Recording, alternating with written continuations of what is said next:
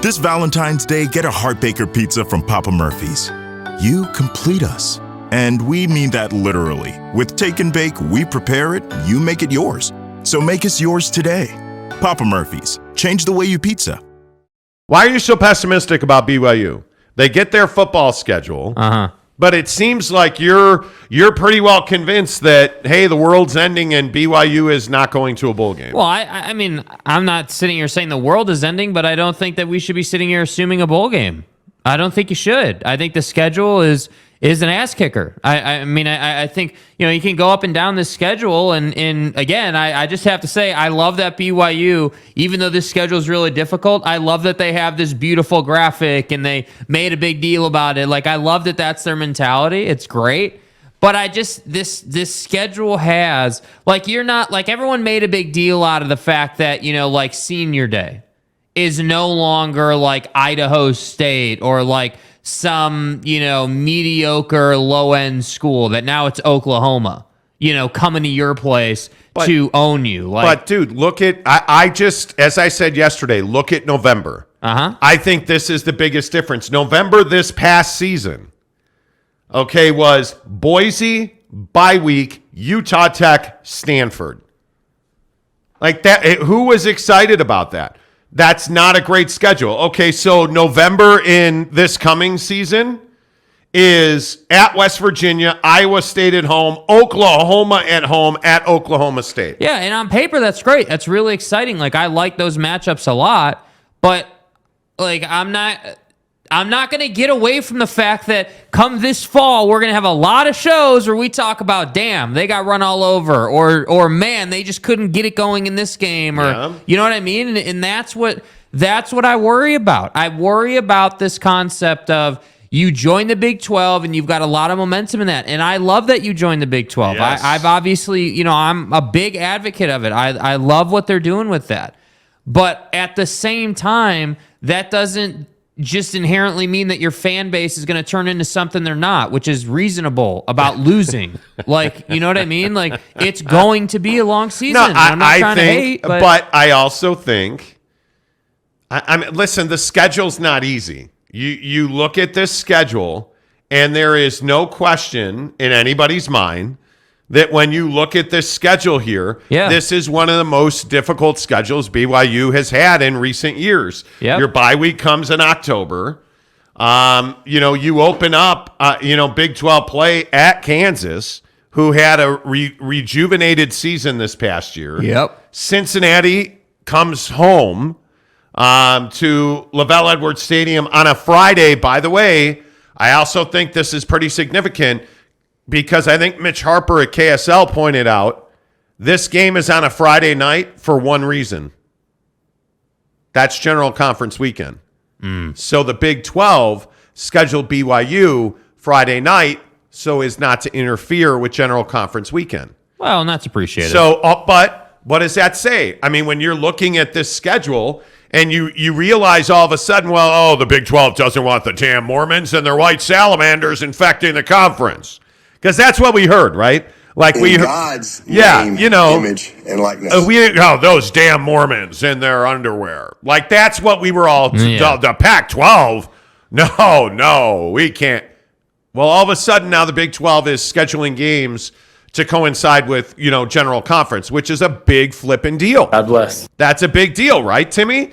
And then you look at the fact that first home game right into a bye, and you get a bye week before you head to TCU in Fort Worth. Yeah. That's a huge game. Your first October game is on the road at TCU, then home for Texas Tech at Texas. I mean, is Taysom available? Can we get him to jump over another defensive back? And that's the thing. Those legendary moments, can still happen. The Taysom leap and all these great moments, bro, that we all know and love in the BYU football program. And I look at this. Program. Yeah, program. I'm not saying program doesn't exist anymore. If anybody couldn't tell, we don't say program on this show. It's all about the program. So to me, it's very exciting that you're in the Big 12. You've arrived. You're in a conference. This is great. This is really, really great. But at the same time, when the schedule drops and you look at it and you're like, damn, dude, there is no Idaho State on this schedule anymore. And by the way, what are we doing in recruiting? What are we doing in NIL? What are we like? How are we bolstering the roster to stand up against the Big 12? Because the Big 12 is a big physical type league. It's not some softy type league. It's not some league where you're going to get a bunch of small guys just trying to pass it everywhere. Like, this is a ground and pound physical get after it type conference. And that's what I look at and I say, okay, yes, it's great, but now the challenge is here. And by the way, who's going to be your quarterback? Because with all due respect to Keaton Slovis, I'm not exactly, thrilled or blown away by Mr. USC. You don't come in here Mr. and slander the pimp, Keaton Slovis. With all due respect to Sol J, what? He's a quarterback thrilled. who can't throw. Why would you criticize the great Sol J? It's probably different than what you're thinking, though. I know. I mean, he doesn't need to throw to be a quarterback, does he? Yeah. So you get what I'm saying here. Like, I'm not trying to be Mr. Pessimistic, but I am a little pessimistic about it. There's not a lot telling me that this first year out is going to be a bowl eligible season. Look, man, I think when you have a situation like you have it at BYU, and you look at this schedule, I think your expectations, I agree with you. Essentially what you're saying is temper your expectations, because I don't believe that there are 6 wins on this schedule. I think I see 5 at most, and we can have that conversation. I'm thrilled to. But what I'm telling you is this is what you've asked for. Yeah. And if you can learn anything from the Utah experience in the Pac-12, it is a learning curve. I mean, it's been more than, what has it been, 12 years? And this is now Utah finally dominating the conference, winning back-to-back Pac-12 championships and losing back-to-back Rose Bowls. Mm-hmm. It's going to be a climb. It's not going to be – BYU is going to be competitive. And one of the things that I would point out is with all the changes that Kalani made, bringing in Jay Hill, changing the defense, like all of these changes, I think it is really significant that this defense will be better, that their recruiting has already been better, their transfer portal has already been better. And I agree, they've lost some guys. The Fannell brothers are huge losses. You can't overlook that. BYU is going to be competitive in every game. I also don't see, a 50-point loss, or I don't believe that that's going to be the case. Are they going to go to DKR and beat Texas? I don't think so. I don't think you're beating Texas in Austin. I don't see that. But you can go to Arkansas and win. I don't think there's any doubt about that. You should be competitive with Texas Tech. That, to me, that's the game that may well determine bowl eligibility. That Texas Tech game, if you beat Texas Tech at home, you should feel pretty good about that.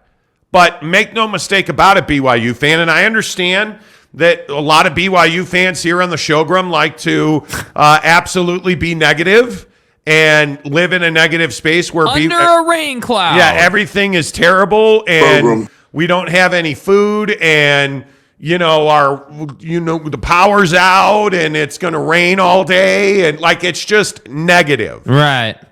But it's actually not. This is what you asked for. This is what you've worked for. This is what you've wanted, and now you're here. Embrace the suck, bro. Yeah. Embrace the suck. That's what I would say about it.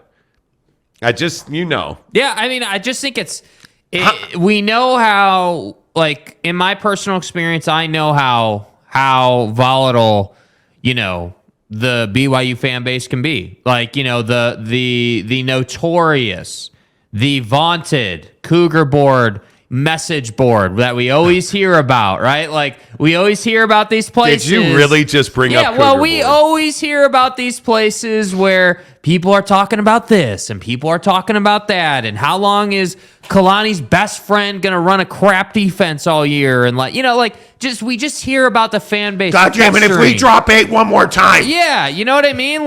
Hey, we're only rushing 3. Maybe we should rush 10. You know what I mean? We just hear about this stuff, and I just don't want BYU fan to be miserable the whole season, because that's going to happen. That's going to happen. Look at this schedule. Yeah. They're going to win their first 3 games, in my opinion. I think you're going to Arkansas and you're getting a measure of revenge. I think it's going to be very difficult to go to Lawrence and beat Kansas. Kansas at Kansas is no longer a walk in the park. Let's call that 3-1. You're 4-1 against Cincinnati. You're off. So you're not going to lose that week, thank God. You'll be 4-1. 4-2 after TCU. Here's the game right here. Are you beating Texas Tech and Provo? 4-3 after Texas Tech. 4-4 after Texas. Yeah.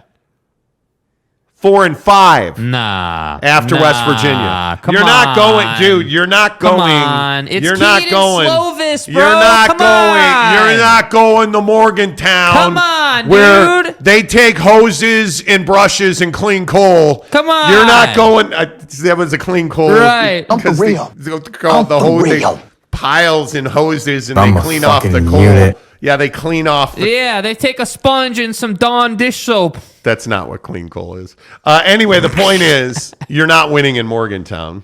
So I think you're 4-6. 4-6.